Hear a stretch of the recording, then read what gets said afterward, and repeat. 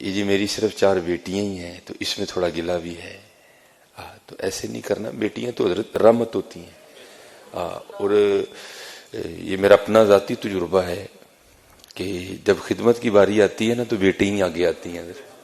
یہ یاد رکھا کریں، جب خدمت کی باری آتی ہے نا تو پھر بیٹی ہی آگے آتی ہیں. بیٹے شیٹے نہیں کوئی اتنی خاص لفٹ کرواتے، ان کے پاس ہزارہ عذر ہوتے ہیں بھاگنے کے.